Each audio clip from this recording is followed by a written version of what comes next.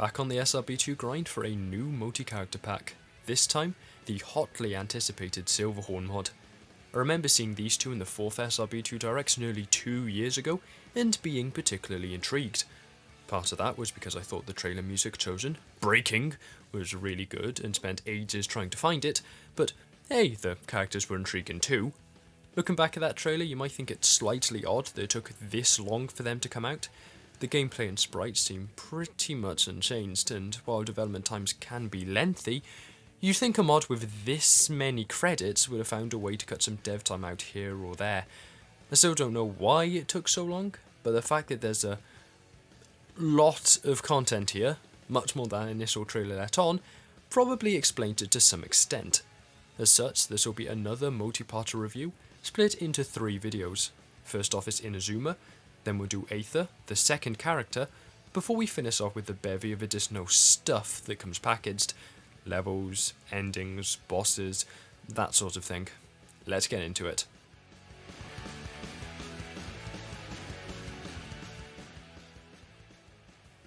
Inazuma has unfortunately been cursed by the fact that he's a character with a pretty high skill floor, and that I'm the one reviewing him.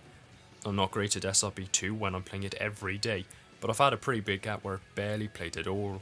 I did a couple of hours of Heavy and Bomb, but that was still a fair while ago, and they both were pretty good at the one thing Inazuma really isn't.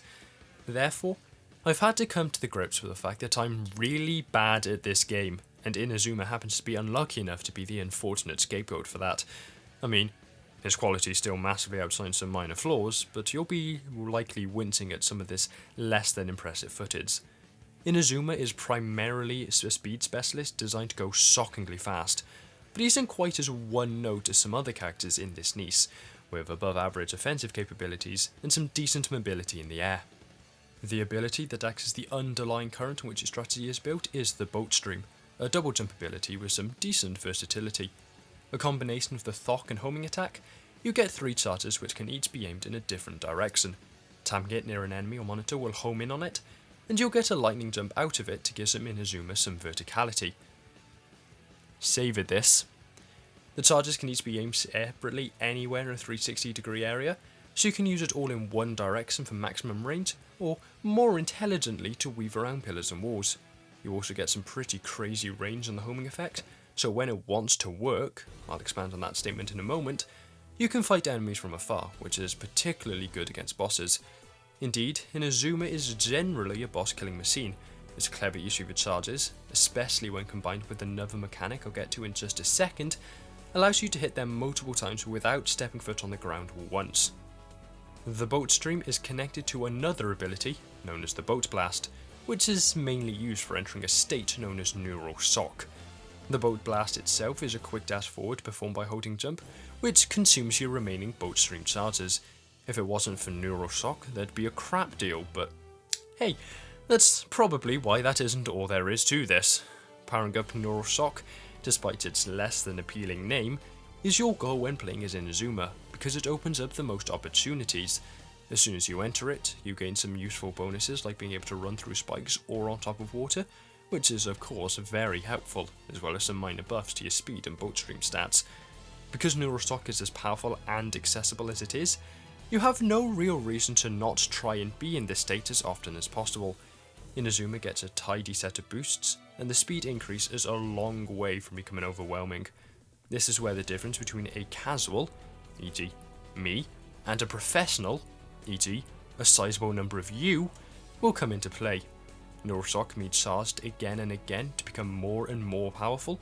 The download page claims no limit, but in practice, it's high enough that you won't need to think about it. Each time a new Neural Shock is triggered, you go a little faster, your Boat Stream becomes a little stronger, and at least anecdotally, it feels like you get a little more leeway with how much you can slow down before the state is ended. The changes between levels are pretty minimal, but the difference between your first Neural Shock and your 5th or 6th is comparatively stark. Though all of that would be depth enough, Inazuma has one more ability in them to add that tiny bit of extra spark. Just a tiny bit though, because the electric barrier isn't hugely tied in with the rest of the moveset. Pressing spin will erect an electromagnetic field around Inazuma, though it doesn't quite work as the appearance and name may fool you into thinking it does. It isn't a sealed, despite the name, though it does get some, extremely minor to the point I barely noticed any, extra effects when using a sealed and does attract nearby rings. Instead, it slows you down. Yes, using this on the ground will drop Inazuma down just a gear or two on the speedometer, enough to be noticeable, though luckily not enough to entirely dissuade the use of the ability. However, this speed decrease is not limited to your normal running speed. It also applies to your fall speed, so the electric barrier is usually used in tandem with boat streams and boat boosts to travel across large distances. In theory, anyway. While yes, there are instances where this would be worthwhile to cross extended gaps, it doesn't come into play very often. For the most part, a boat boost or a couple of boat streams will be sufficient for crossing anything in vanilla SRB2 if you can get even just 2 or 3 Neurosocks in before crossing the gap, which isn't too outlandish an order. This is likely the bit where the difference between noob and pro comes into play. The pro, assured in his knowledge of SRB2 level design, will have taken a route or reacted to obstacles in such a manner as to negate the need for an additional electric barrier use. The noob, unable to react as smoothly, must accept their loss of speed, and indeed use one when their boat streams will run out. Of course, this is intentional, and is a good way to incentivize learning levels in Inazuma, harkening back to the core design of Sonic games. A seasoned player will be rewarded with a faster route for smart choices and learned knowledge, though it's been ingeniously worked into the character moveset instead of the level design. I personally end up using the electric barrier as a defensive tool in boss battles, as well as it can't actually shield you against attacks. It can be used to reliably collect all of your rings upon taking a hit. Unfortunately though, my time playing as Inazuma has been beset by 2 minor problems. Firstly, the boat stream is quite inconsistent, and it can refuse to lock onto the targets it is, targeted. The boat stream can sometimes target objects from the other side of the continent in any direction, sometimes so far away that they aren't actually be visible. So when you go to use the boat stream, you'll be yanked pretty far to one side or straight down when you had planned to just launch forwards.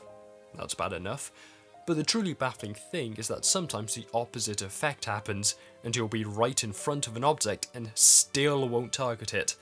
This is especially bad if the object is on a different elevation to you.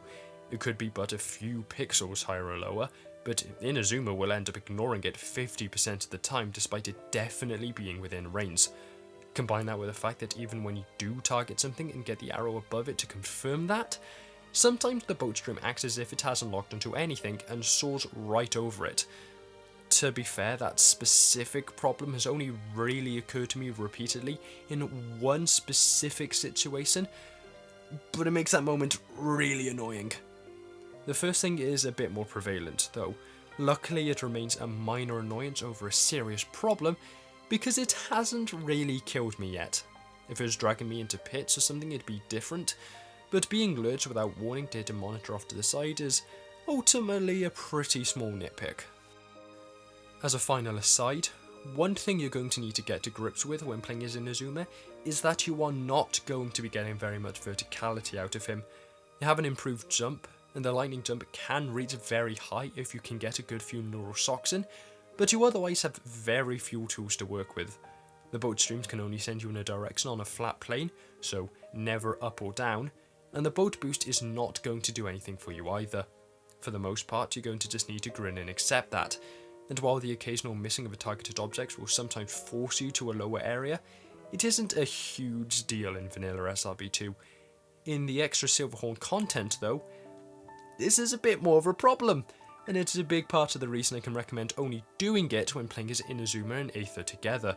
Her abilities can compensate for this, and it will make everything significantly less painful.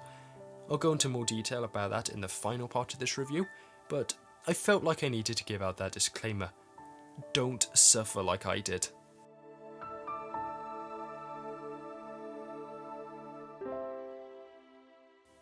After the pretty disappointing super forms of Heavy and Bomb, I wasn't super excited for Inazuma's.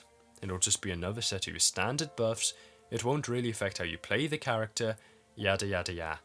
But wait, You'll never be able to say that Inazuma wasn't made with care put into every detail, and this super form is no different. It's immediately more intriguing than the baseline super form purely because you're dyed a shade of acid green over the more standard yellow gold, and while everything has been buffed to the usual degree, some abilities have been tweaked and made more powerful. The most immediately visible of these is that you can now chain together boat streams infinitely. The 3 charge limit has been lifted, and as long as you don't use a boat boost, you can effectively fly over the level by quickly spamming jump. Unfortunately, there is still a complete lack of verticality, so you can't rise up if you end up falling somewhat. So your biggest weakness hasn't been fixed, but there's still been some thought put into how to make Inazuma stronger in a more interesting manner than the basic suite of buffs and immunities. Your boat boost also seems to have been buffed, or it at least feels like you don't need to hold down jump as long to trigger it. Benefits made to the neural shock seem to mostly just be inherent benefits of being super, but a shorter charge time does mean that you can string more together and get a proportionally stronger end result in the same time frame. Unfortunately, no buffs seem to have been applied to its electric barrier, as that's been reserved for its soul form. They don't really cover overlaps between multiple mods, so I'll ignore that, but the idea of applying all sealed buffs to the barrier at once is a good one. Not sure how effective it is in execution because I didn't notice any difference when applying most of the shields, but it's at least a good concept.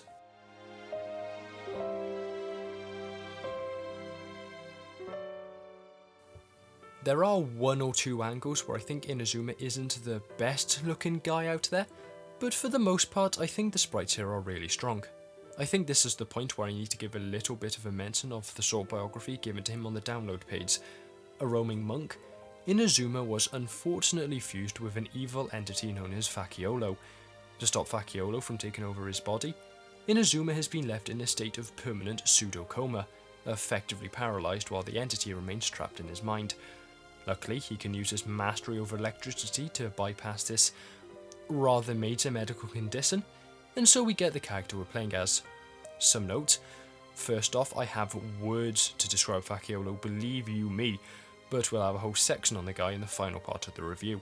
Secondly, using electricity to manipulate a lockdown body is rad as hell.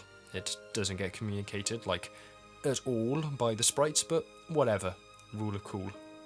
Posing is pretty strong across most sprites, with his idol transitioning from a state of readiness to a floating meditation position. Running, jumping and all the other basic movements are good, though I think his hands specifically look a little off in some way. Inazuma's stoic nature is expressed in his damage sprites too. Rather than the expression a lot of a characters pull with wide open eyes and mouth, he grits his teeth and closes his eyes, so the cool nature isn't tarnished in the same way as a lot of others. His design is really nice too. I have no idea what sort of bovine or deer he's supposed to be, but the curved muzzle, prominent antlers and massive hair makes him an instantly recognisable silhouette. He's a little taller and lankier than the average character in SRB2, which I like despite the occasional damage I'll take due to his inability to pass through some tight spaces, and I think the black and blue colour scheme is pretty unique and blends together well with the electric powers. Maybe I'd change the colour of his boots to differentiate them from his body, but that is definitely nitpicking. The pièce de résistance for Inazuma is pretty evidently his effects, as is the case for a lot of elemental characters. These are good even for this crowd though, really communicating this idea that Inazuma is crackling with electrical power. A highlight is the boat stream, which is produced by just repeating shrunken circles really closely behind the character. Despite that, it looks like one solid object, and the luminosity of it produced using transparency and slightly different colours is incredibly well done. The lightning jump effect is great and really makes Inazuma feel powerful with how over the top it is, though it could maybe do with staying on screen for just a couple more frames to make it just that bit more noticeable. The electric barrier also looks great, especially the boats that fly out to pick up magnetised rings that make it look like some form of plasma globe.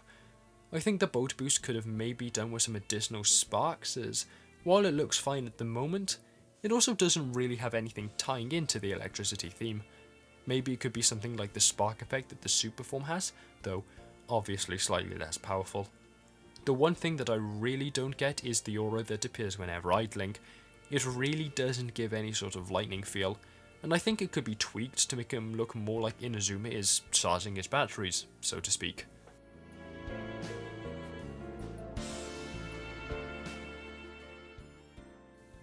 Inazuma is, as a whole, pretty good.